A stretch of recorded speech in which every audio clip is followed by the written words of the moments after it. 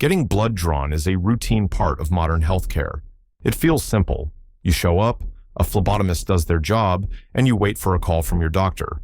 But the accuracy of that multi-page report depends heavily on what you do in the 24 hours before the needle ever touches your skin. Simple oversights, things you might not even think twice about, can corrupt the data. That corruption can lead to the inconvenience of a repeat visit, but more seriously, it can lead to flawed medical decisions based on bad information. Hello, I'm Doctor, a clinical pathologist. My job is to ensure the results coming out of the lab are as accurate as possible. In this video, I'm going to walk you through the 10 most frequent pitfalls patients encounter before their blood work and show you how to sidestep them.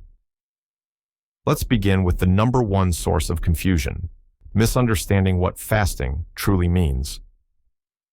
I recently reviewed the case of a patient whose triglyceride levels were alarmingly high. When we called to clarify, he insisted he'd fasted perfectly. When pressed, he mentioned his morning routine, a healthy glass of warm lemon water with a spoonful of honey. That's the problem. For a lab test, fasting means absolute caloric silence. That means no coffee, even black, no herbal tea, no diet sodas, and definitely no gum or breath mints. The only thing permitted is plain water. Even trace amounts of sugar or artificial sweeteners can trigger an insulin response, distorting your glucose readings and significantly inflating your lipid panel results. When fasting is required, plan for a minimum of 8, and often 12, hours where your only permitted beverage is plain, unflavored water. If you're ever in doubt, call the lab or your doctor's office. The second mistake is taking fasting to an extreme or arbitrarily stopping medications. Some patients, wanting to be extra careful, will fast for 16 or 18 hours and stop all their pills. This is equally problematic. Prolonged fasting can induce hypoglycemia or low blood sugar, particularly if you are on medications for diabetes. This can result in lightheadedness, brain fog, or even fainting at the lab. If you take such medications, you must get clear instructions from your physician on whether to take or hold your morning dose. Even more critical is the decision to skip essential prescriptions for conditions like high blood pressure or heart arrhythmias. Abruptly stopping a blood pressure medication can cause rebound hypertension, a dangerous spike in your pressure. Similarly, skipping a critical heart rhythm medication, even for a single day, can carry significant risks. Always have a clear plan with your doctor about which medications to take with a small sip of water and which, if any, to postpone. Mistake number 3, hitting the gym hard right before your test. While exercise is fantastic for your health, a vigorous workout session can make a perfectly healthy person's labs look alarming. Vigorous physical activity, like a heavy weightlifting session or a long run, causes microtears in muscle fibers. Your body responds by releasing an enzyme, creatine kinase, CK, into the bloodstream. Elevated CK is a marker doctors use to detect muscle injury, so an exercise-induced spike could trigger a false alarm. Exercise can also temporarily elevate creatinine levels, a key indicator of kidney health, potentially creating a false panic about renal dysfunction. To ensure your results reflect your baseline health, stick to gentle activity like a light walk the day before your test and avoid any strenuous exercise on the morning of your draw. Mistake number 4 is insufficient hydration. Being dehydrated presents 2 problems. First, it causes your veins to constrict and become less pliable, making them much harder for the phlebotomist to locate and access. This can lead to a more difficult, and sometimes unsuccessful, blood draw. Second, lack of water leads to hemoconcentration, meaning the solid components of your blood are less diluted. This can falsely elevate values for red blood cells, calcium, and key proteins, including those used to assess kidney function. Make a conscious effort to hydrate well the day before your test and drink a full glass of water on the morning of, unless you have been given very specific instructions to the contrary, which is exceedingly rare. Mistake number 5 is having your blood tested during a significant but temporary change in your lifestyle. Your lab results should reflect your normal, day-to-day state, not a recent anomaly. For instance, if you just returned from a long weekend celebrating a wedding with several nights of rich food and alcohol, that is not the ideal time to check your liver function or cholesterol. Alcohol consumption can cause a transient spike in liver enzymes like GGT as well as triglycerides. The results won't be an accurate snapshot of your health, and your doctor will likely just have you repeat the test in a few weeks. The same principle applies if you're recovering from a bout of the flu and are taking over-the-counter cold medicines, many of which are processed by the liver and can temporarily alter its function. Now, sometimes we do want to check labs while on a medication, for instance, to monitor the effects of a new cholesterol drug. But for routine screening, schedule your tests for a time that represents your baseline. Mistake number 6 is taking supplements that chemically interfere with the test itself. And the most notorious offender here is biotin.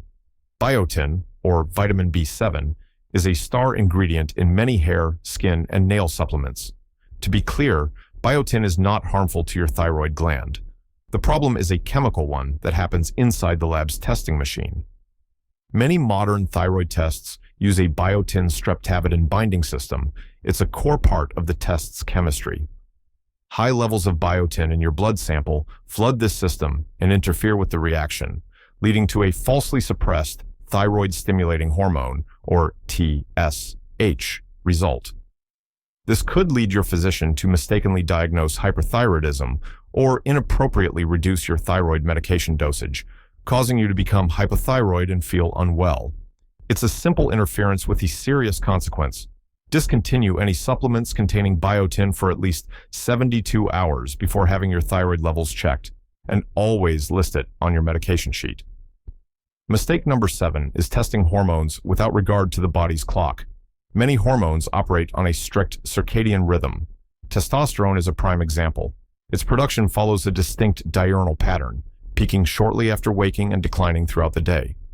A test drawn at 4 p.m. could yield a falsely low number, potentially leading to an unnecessary workup for low T. This is why guidelines mandate an early morning draw, typically before 10 a.m.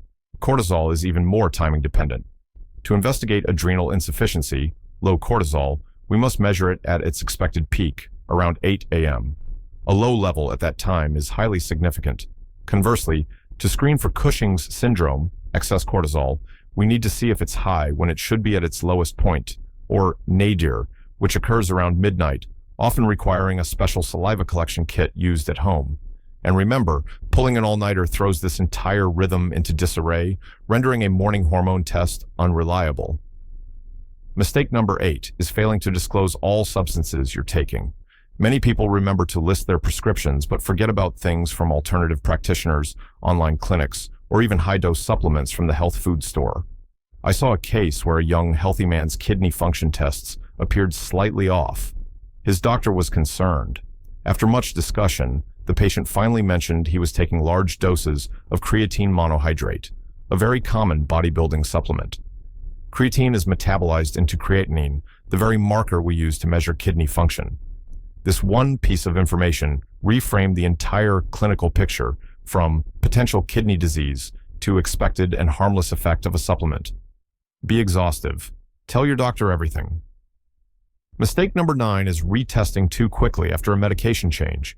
Your doctor starts you on a new blood pressure pill or adjusts your Synthroid dose and asks you to recheck labs in 6 weeks.